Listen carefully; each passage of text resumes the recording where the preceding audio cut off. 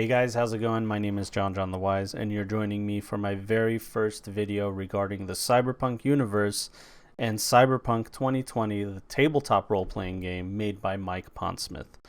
Thank you guys for joining me today, and what better way to start off this channel and start off all videos like this than the nitty-gritty of starting your first game. I've played many Cyberpunk games, and I used to play Cyberpunk back in the day with my buddy. It was the first role-playing game that I was ever introduced to. I love Dungeons and Dragons, but at the time I was well brainwashed by my buddy to love this game overall. But I've learned to appreciate all tabletop role-playing games. What I'm here to do is to give you guys the information that might help you guys be able to, get over that hump. You read the books, you got your buddies together, and you really just don't know how to put it together. I do have 4 easy steps that I've used to start my own game, to run my own game. I've been a player, I've been a referee, so I think I can offer some insight to you guys on how you can start it. Without further ado, let's get into it. The 4 steps to preparation are setting, backstory, the 5x5 plot chart, and conclusion, also known as start the damn game.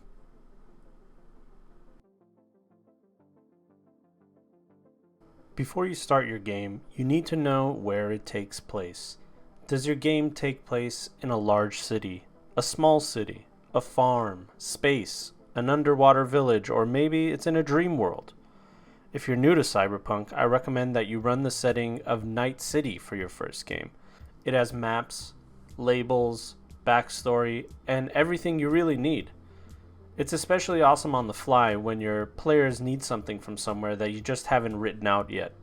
So have your setting, make a list of all the major details in this setting. Who runs this town? Who's all powerful? Where can you have fun? Where do you avoid unless you want to die a horrible cyberpunk death? Where can you rest safely, at least for a little while? The Night City sourcebook has all that information for you, and even if you don't use the sourcebook, you can always try to emulate some of the things that are in it in your own world. And don't get too stuck on this step. This step has caused many people to give up and never actually start their first game. No matter how much you prepare, you'll always have moments that will stump you. So just do enough to give you a general idea of the world that you want to play in, because the next step will require you to fit your players into the actual setting you've created.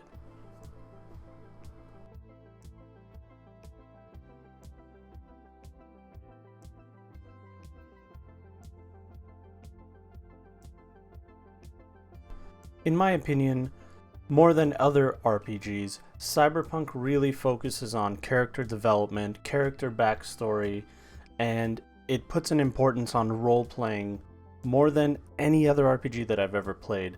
Obviously, everybody's games are different. You might have a D&D group that hates min-maxing and loves the RP, and you might have a group that is the opposite. They don't care for the RP, they just want to be murder hobos and kill everything. In Cyberpunk, character backstory is all encompassing, and it's all part of character creation. They have this really amazing tool called the life events is what it's called. It takes each year of your life after you're 17 years old, and each year something major happens in your life, and that creates the backstory that we're going to use to put into this setting. So work with each of your players one by one through all of these life events. Together, both of you can create a story that you're both happy with, something that they wanted in their character and you want in the setting to match. You match both of them. Ask your players what they're looking for in their character. What's their goal for this character? What story do they want to tell? Is their character a retired cop who blew up a big corruption case? Or did their character's druggy parents sell them to a mobster for a hit of smash? Don't worry though, he killed those scumbag parents of his, and the character literally became a doctor. The last thing you should think about is the goal for the player's characters. What does the character want to accomplish? Revenge? Maybe someone killed their wife? Corporate espionage? Maybe the character wants to move their office a few more floors up, and maybe that means someone else needs to move a few floors down, like 6 feet under? Does your character want to find their sibling who was kidnapped by a booster gang filled with cyber psychos? Look at your player's life events and fill in extra information that takes your setting into account, and fit your players into your world with contacts, tragedies, and successes. For example, I will pick a random result for the Make a Friend life event. This friend was 6, an old enemy. Our example character is named David, and he is a corporate class character. Anyone who works at a corporation can look to have a lot of enemies, especially if they're successful. Maybe this old enemy worked at a rival corporation and has since gone rogue. He confided in David, and David took him under his wing as a protege. Or maybe he's a booster ganger who stole David's car only to return it when he found out he just stole an Arasaka exec's Corvette. David chums up to the guy and he becomes a contact for black market happenings in the underground. It's really up to you.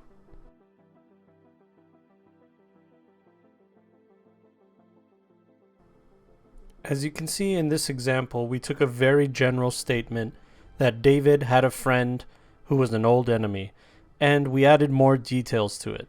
Now, when you take each one of these life events and you do the same thing for each one of them, by the time you're done, you have a full-fledged story. You have a background, you have enemies, you have friends, you have successes, you have everything that it takes to be a human being that has experienced something. And that is one of the amazing things about Cyberpunk. So once you have everything together, you can really start on the next step. I will probably make more videos covering these life events in more detail in the future, because honestly this is the most fun part for me, is coming up with these names. Where are they from? What do they look like? Do they have tattoos? Are they from another country? All these things are so fun, and when you do it with your players, it actually makes this beautiful world together.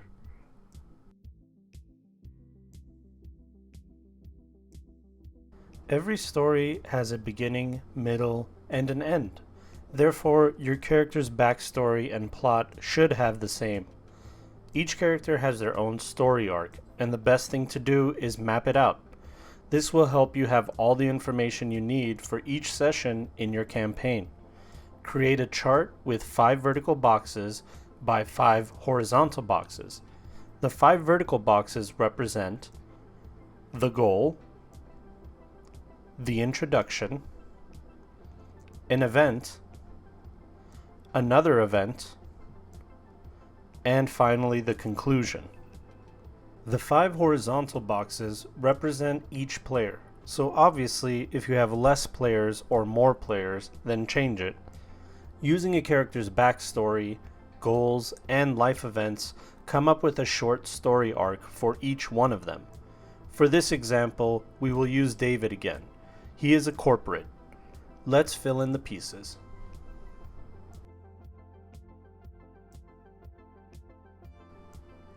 The introduction. David finally gets a chance to sit in on a large corporate meeting. His boss is going to be there too. It takes place in a club in Night City that is run by the Yakuza. During the meeting, the CFO will be attacked. It might be poison, a gunshot, or a kidnapping. David will have an opportunity to save this corporate executive. This session will begin the story arc for David. Use people in David's backstory to supplement the story as well, or maybe use someone from another player's backstory, connecting 2 players together in a "it's a small world" type of way. It's entirely up to you.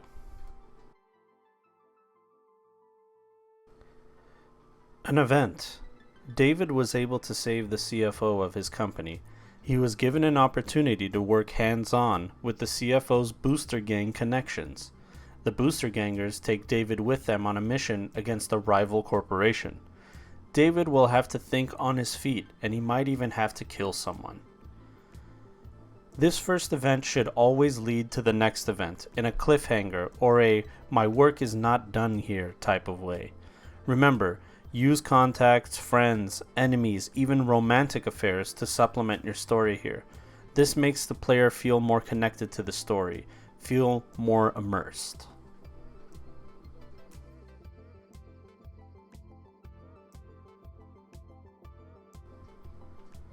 An event.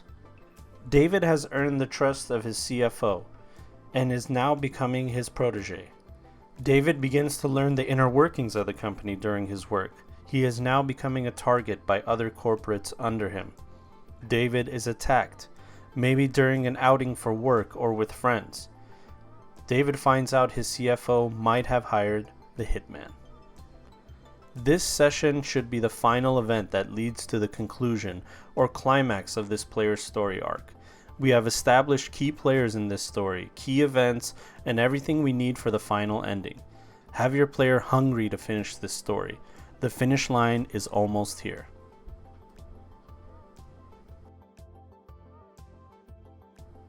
Conclusion. The CFO had become paranoid that David knows too much about him, and knows too much about the corruption going on behind closed doors. Even worse, he's afraid CFO could steal his job. David has to tie off this loose end in whatever way he can. The rewards are a taste of the power he's looking for. Finally, we have come to the end of this story arc. Your player has achieved a portion of their goal. They've tasted success, and now it's up to them if they want more. This is hardly the end of David's story.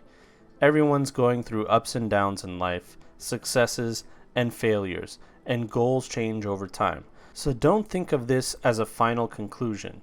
Just think of it as the end of this chapter. Now you have your plot chart planned out. You have each box representing at least one session. You might be able to take two boxes, combine them, and make it one big session. You can also take plot points from other players in your party, put them together, and make one cohesive session that will cover both plot points. Remember, always go back and edit the plot point chart, because something might happen in your session that is completely different than what you thought would happen. So put it together, edit it, and look at it thoroughly before each session, and you'll have something comprehensive that can give you an idea at least on where you want the story to go. The upside to this is you're always prepared, and as someone who just had a newborn, I totally understand what it's like to not have time to prepare. The downside to this is some players might feel a little bit left out, but in my experience, usually players just want to play and have a good time, and being a part of somebody else's story makes the story a little more personal for them too. You know, they've been with this person, they've been in combat, they almost died, they did some drugs together. All those things make an immersive game. The bottom line is you as a referee get to tell a story, and the players get to explore their character's backstory more. So both of you are able to enjoy a story-driven RPG together. That's it, guys. You have everything you need. So what are you waiting for? Start a game yourselves. Get your friends together, get your plot point done, get all the pieces in play, and get ready to play with your friends. This is the step that's usually really hard for some people, because finding the time, making the schedule, all that stuff, I understand it. Also, another general rule that I have is to always have extra players, maybe 5 to 6 players, fully fleshed out, fully done, just in case some of them might not be able to make it. You still have some players left over, and you will be able to have a good time. I do plan on making more videos in the future about how to prepare, how to put things together. This was more of a general thing. I know it looked like it was a lot, but there is so much more depth to this game, so much more depth to preparation, and I've found in my experience, the more you're prepared, the better product you're giving to your players. I personally have used Roll20. It is free to use, and surprisingly, there are some Cyberpunk 2020 character sheets already done. You just have to fill them out and you're ready to go.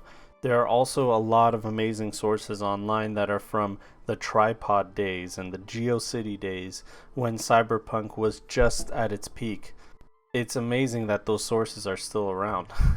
So if you see them, donate, do whatever you have to do. Make sure you share this video with all your friends in case they want to start their own game. This is a new endeavor for me. I've never done anything like this, and I do want to be a content creator for Cyberpunk. It is something that I hold dear to my heart, and once CD Projekt releases their big game, I know we're going to have a lot of people asking questions. Please make sure you like this video, you subscribe, and you leave a comment letting me know if I missed anything or if there's any suggestions that you'd like to make. I'd love to make more videos in the future, and I will be making videos with my longtime friend who got me into Cyberpunk. And thank you guys so much for joining me. We'll see you guys next time, and have fun with your games. Oh, and remember, say no to Smash. Not even once.